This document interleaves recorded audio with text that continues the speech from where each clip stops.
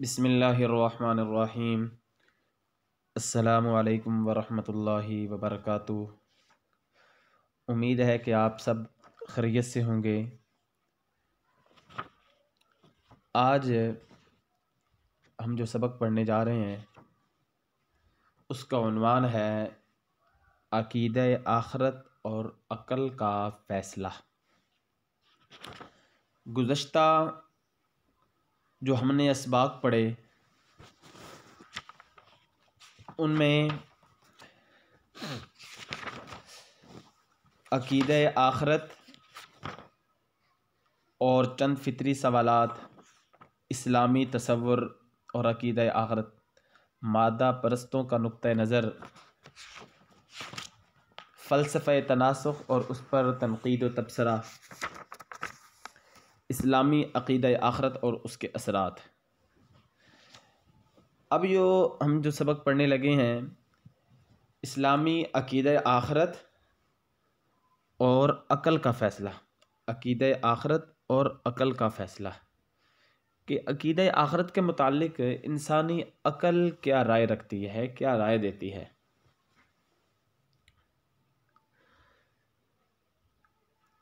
عقیدہ آخرت میں جو انسان کی عقل ہے، اگر اس سے رائے معلوم کی جائے، اس سے پوچھا جائے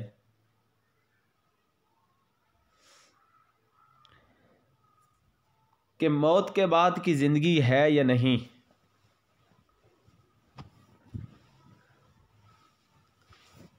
اس کی رائے کیا ہے کہ موت کے بعد زندگی ہے یا نہیں، تو یہ ایک ایسا سوال ہے کہ جس کا جواب ہمارے حواس جو ہیں وہ نہیں دے سکتے۔ موت کے بعد زندگی ہے یا نہیں، یہ ایک ایسا سوال ہے، اس کے جواب ہمارے حواس وہ نہیں دے سکتے۔ نوٹ کریں، حواس 5 ہیں، حواس خمسہ۔ نمبر 1 ہاتھ، نمبر 2 آنکھیں، نمبر 3 کان، نمبر 4 ناک اور نمبر 5 زبان۔ یہ حواس خمسہ ہیں۔ ہاتھ کے ساتھ ہم محسوس کر سکتے ہیں کہ یہ جو چیز ہے یہ ٹھوس ہے یا نرم ہے۔ کان کے ساتھ ہم سن سکتے ہیں یہ آواز جو آ رہی ہے مرد کی ہے یا عورت کی ہے، انسان کی ہے یا جانور کی ہے، انسان کی ہے یا بادلوں کے گڑگڑانے کی ہے، بجلی کے چمکنے کی ہے یا ہوا تیز چلنے کی ہے، پانی کے تیز شور کی ہے یا گاڑیوں کے چلنے کی آواز ہے۔ کان کے ذریعے ہم یہ پہچان کر سکتے ہیں۔ ناک کے ساتھ ہم کسی چیز کو سونگھ کر محسوس کر لیتے ہیں کہ یہ موتیے کی خوشبو ہے یا گلاب کے پھول کی، یہ چنبیلی کی خوشبو ہے یا سورج مکھی کی۔ زبان کے ساتھ ہم کسی چیز کو چکھ کر یہ بتا سکتے ہیں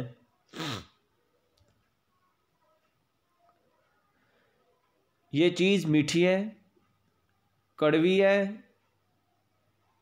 یا بدمزہ ہے، اس میں مٹھاس، کھٹاس یا اس کا کوئی ذائقہ نہیں۔ اور آنکھ کے ذریعے ہم دیکھ کر بتا سکتے ہیں کہ سامنے آنے والی چیز کیا ہے، جانور ہے، انسان ہے یا زمین کے اوپر کوئی رینگنے والی اور کوئی چیز ہے۔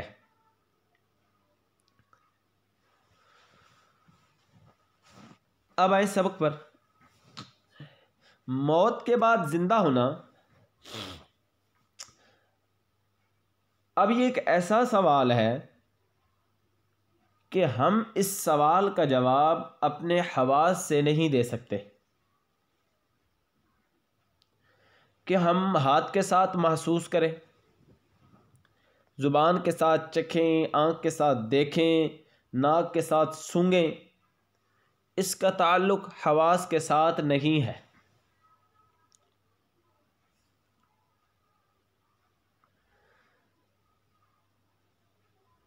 ہم صرف دیکھتے ہیں کہ ایک شخص چند لمحے قبل ہمارے سامنے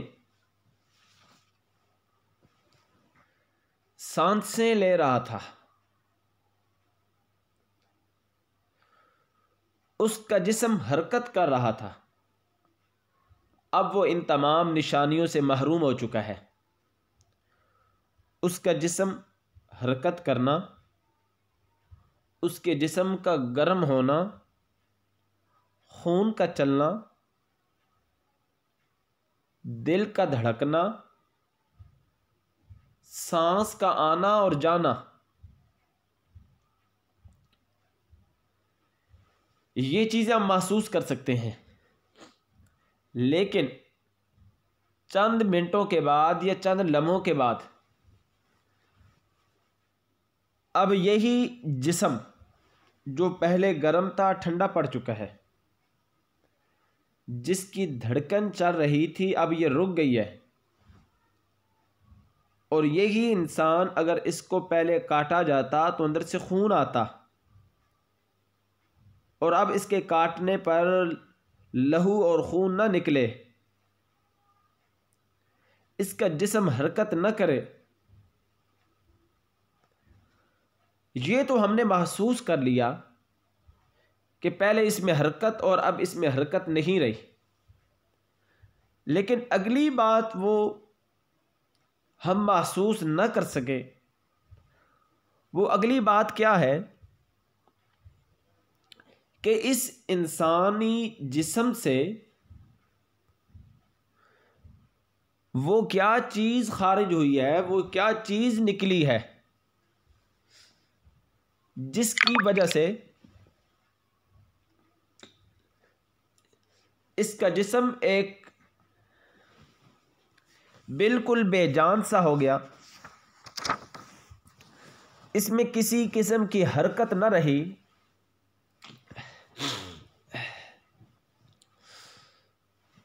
نہ خون کا نکلنا رہا،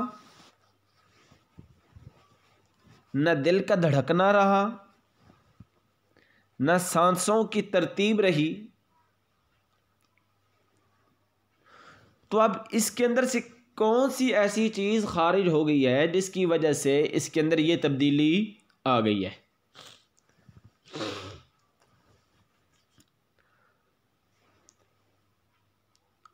یہی جو اس کے اوپر تبدیلی آئی ہے، اس کو سمجھنے کے لیے ہماری عقل جو ہے وہ کام نہیں کر سکتی، ہماری عقل سے یہ ماورا ہے، ہماری وہاں تک سوچ عقل نہیں پہنچ سکتی کہ اس کے اندر سے ایسا کیا کچھ نکلا ہے، خارج ہوا ہے۔ شاید آپ کے علم کے اندر ہوگا کہ موت کے اوپر بہت ریسرچ کی گئی،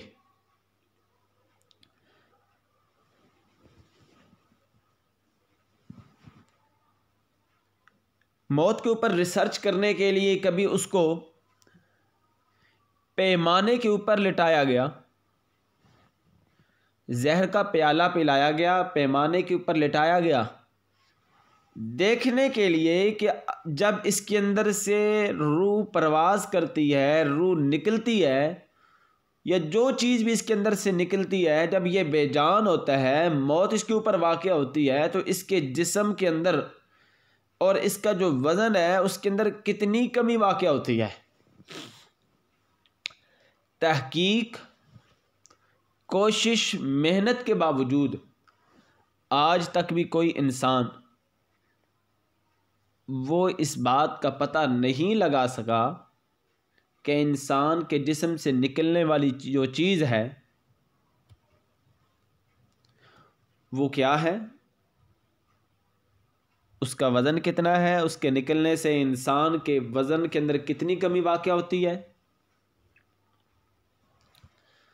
کوئی انسان بھی اس بات کا اندازہ نہیں کر سکا۔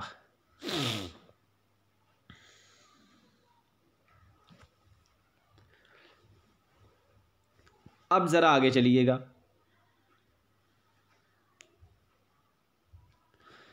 جب ہم ایک چیز کو محسوس نہیں کر سکتے، ایک چیز وہاں پر ہماری عقل کام نہیں کرتی،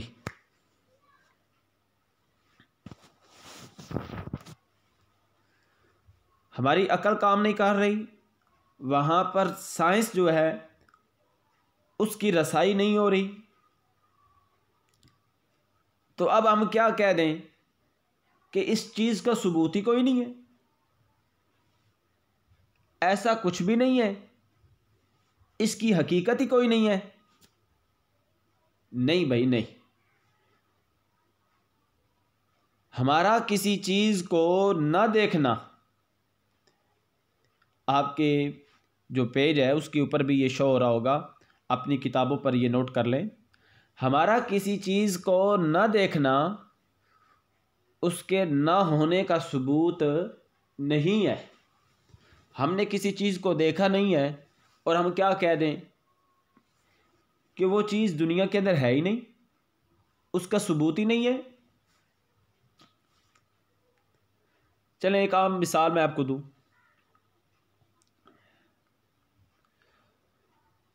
آج تو جدید ٹیکنالوجی کا دور ہے نا، آپ موبائل پر، ٹی وی پر بیت اللہ شریف کو دیکھتے ہیں، مسجد نبوی کو دیکھتے ہیں،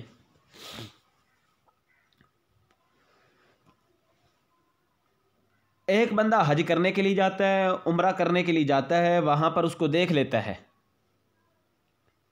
ٹھیک ہے دیکھ لیا، اور ایک بندہ وہ حج کرنے کے لیے نہیں گیا، عمرہ کرنے کے لیے نہیں گیا، اپنے گاؤں کے اندر رہ رہا ہے، اپنے شہر کے اندر رہ رہا ہے۔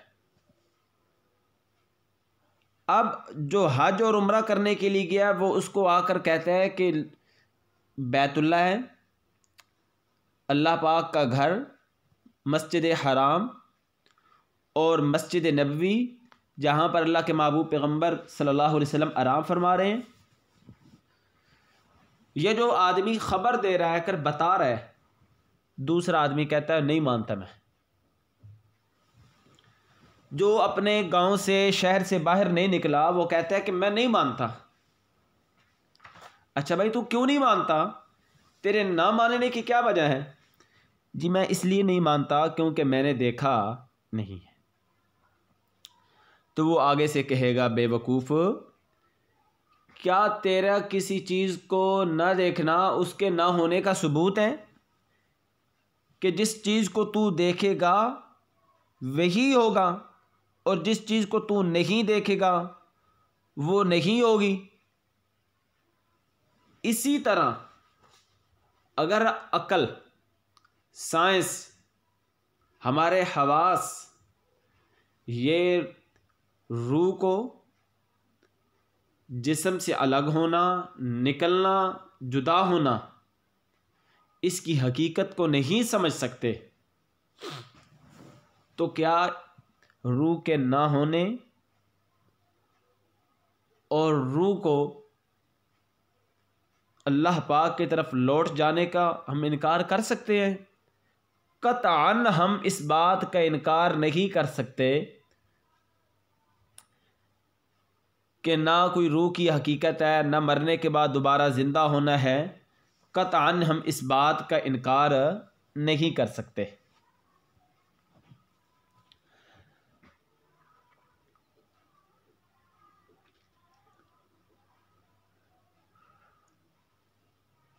پھر وہی میں پہلی والی بات دہرانے لگا ہوں، ہم انکار اس لیے نہیں کر سکتے کیونکہ ہماری عقل، ہمارے حواس وہاں تک رسائی حاصل نہیں کر سکتے۔ جہاں تک ہمارے حواس، ہمارے عقل رسائی کر سکتی ہے، اس بات کو تو ہم ماننے کے لیے تیار ہیں۔ تو کیا جس تک ہماری عقل، ہمارے حواس رسائی حاصل نہیں کر سکتے، ہم اس کا انکار کر دیں؟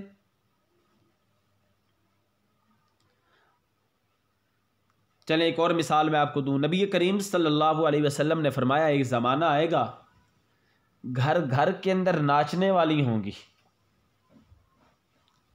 گھر گھر کے اندر ناچنے والی، گانا گانے والی ہوں گی۔ اس وقت صحابہ کرام رضوان اللہ تعالیٰ عنہم اجمعین اور بعد کے اندر آنے والے جو لوگ تھے بڑے حیران ہوتے کہ یہ کیسے ممکن ہے کہ گھر گھر کے اندر ناچنے والی ہوگی، گھر گھر کے اندر گانے گانے والی ہوں گی، یہ کیوں کر ممکن ہے؟ اور یقیناً اس بات کو انسانی عقل بھی تسلیم نہیں کرتی کہ یہ کیسے ہو سکتا ہے۔ لیکن اگر آپ آج گہرائی سے نظر ڈالیں تو آپ کو ہر گھر کے اندر ناچنے والی بھی اور گانوں کی آواز بھی آپ کو آئے گی۔ ہر گھر نہیں بلکہ گھر کے ہر فرد کے پاس سے، گھر کے ہر فرد کے پاس سے۔ یہ جب کچھ سال پہلے ٹی وی آیا تھا، ٹی وی گھروں کے اندر، تو علماء نے کہا تھا کہ نبی پاک صلی اللہ علیہ وسلم کا وہ فرمان ہر گھر کے اندر ناچنے والی ہوگی، تو وہ فرمان پورا ہو گیا تھا، کوئی شک نہیں۔ لیکن مکمل طور پر جب اب ہر بندے کے پاس آ گیا نا، کوئی چھوٹا بڑا بزرگ، بچے، مرد، عورتیں، کوئی بھی اس سے بچا نہیں ہے، تو اب تو بالکل اس کے پورا ہونے کے اندر شک ہی کوئی نہیں رہ گیا۔ اور ہمارا تو ایمان اور یقین ہے کہ اللہ کے نبی صلی اللہ علیہ وسلم کا جو فرمان ہے وہ سچا ہی ہو سکتا ہے، وہ جھوٹا نہیں ہو سکتا۔ چلیں جی، ہم نے یہ آج کا یہ سبق ہے، اس کے اندر ہم نے پڑھا کہ انسانی عقل اس بات کو محسوس نہیں کر سکتی کہ موت کے بعد زندگی ہے یا نہیں۔ تو اب اس سے اگر انسانی عقل اور حوادثات محسوس نہیں کر سکتے تو ہم یہ نہیں کہتے کہ انسانی عقل اگر اس بات کو محسوس نہیں کرتی تو اب اس سے یہ نہیں کہا جا سکتا کہ مرنے کے بعد دوبارہ زندہ نہیں ہونا، بلکہ مرنے کے بعد دوبارہ زندہ ہونا ہے۔